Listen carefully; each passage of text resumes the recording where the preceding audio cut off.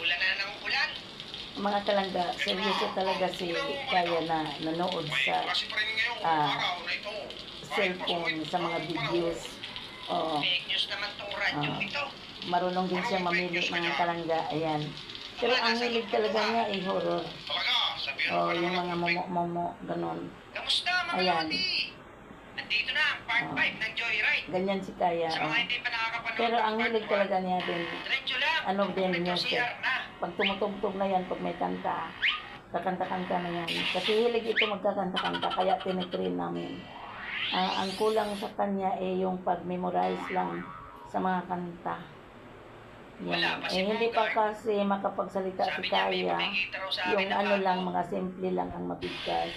Kaya parang it's okay lang po kung ititrain siya pag ngayon, sa action lang at saka yung kung paano, ganun, okay na po kasi may konti naman din siyang mabigkas. Kaya tinitrain ito ng kanta every morning. May siya. Ito po, seryoso siyang nanood.